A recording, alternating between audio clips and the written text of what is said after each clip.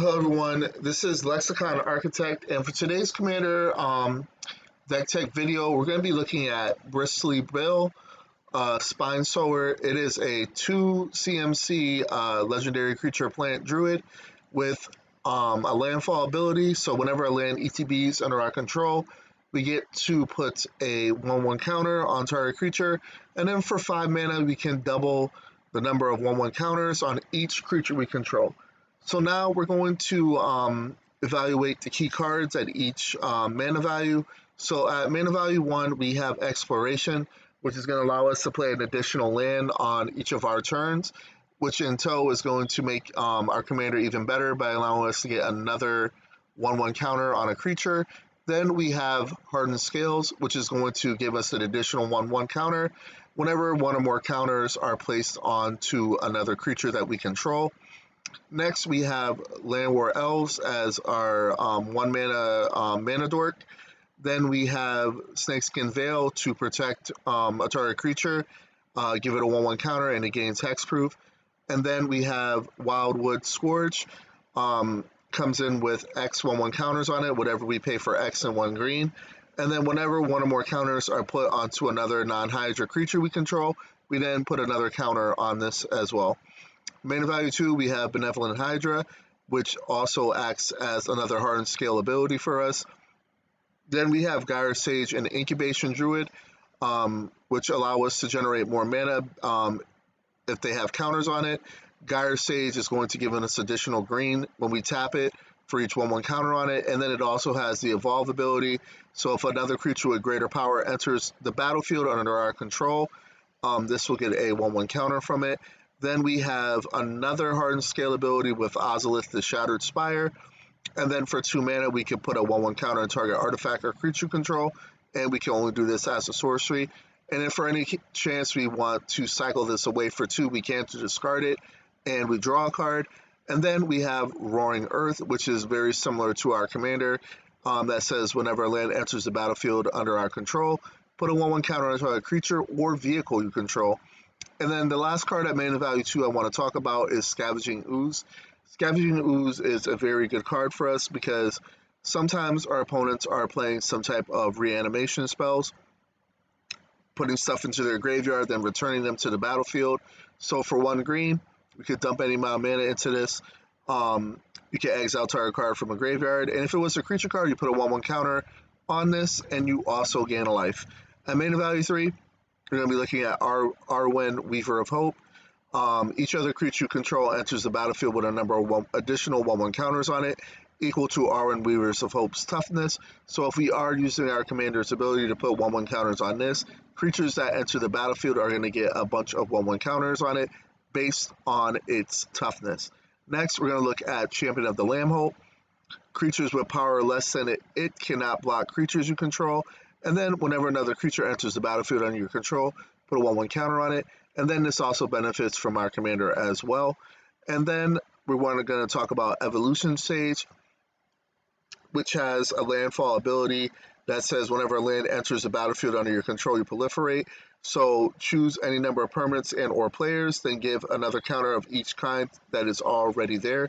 Then we have Kami of Whisper Hopes, which is another mana dork for us.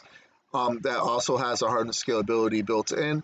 And then you add X mana of any one color, in our case green, where X is its power. Then we play Kodama of the West Tree to give all of our modified creatures we control trample, so counters count as modification.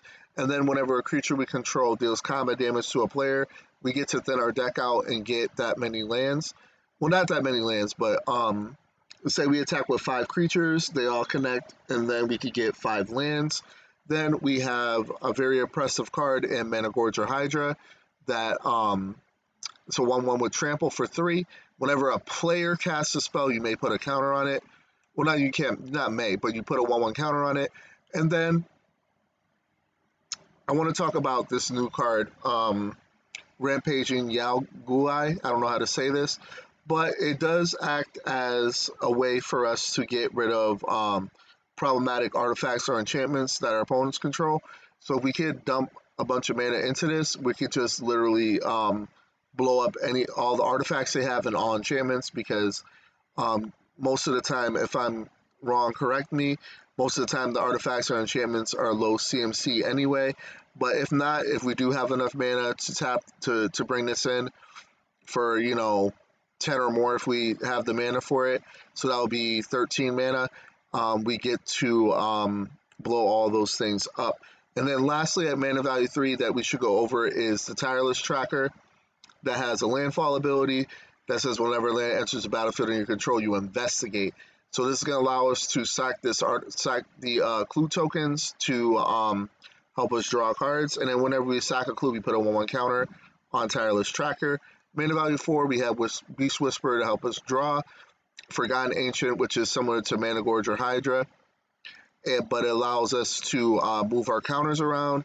Guardian Project for draw. Mawu just to make a big trample and vigilance hound. Nyx Lotus for ramp. And then in mana value 5, we have Defiler of Vigor, which is going to make our green permanents have Phyrexian mana. And then whenever you cast a green permanent spell, you put a 1/1 counter on each creature. Then we're going to talk about Overwhelming Stampede as our mid to late game win condition that is going to allow us to get our creatures big and strong and give them trample. And then lastly, we're going to go over Throne of Eldraine. Very good 5-mana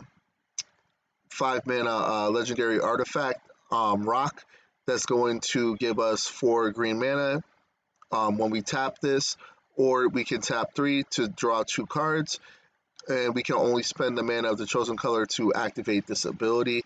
Mana value 6, we have Caged Sun to double up on our green mana, Sirach and Glorclaw to give our creatures trample, and then whenever a non-token creature enters the battlefield under our control, put a 1/1 counter in it and it gains haste.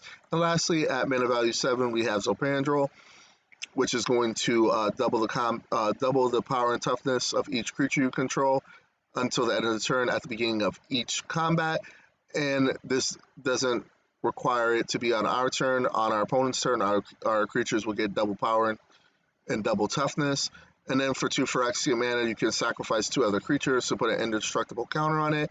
And then our land base is pretty simple. We have Castle Garenbrig to help us ramp into our green creatures, Karn's Bastion for proliferate ability, Mosswork Bridge for hideaway, Nykthos to give us green mana based on our devotion to green, Orin Reef the Vastwood to put 1/1 counters on each green creature that entered the battlefield this turn, and then War Room as a way for us to draw cards.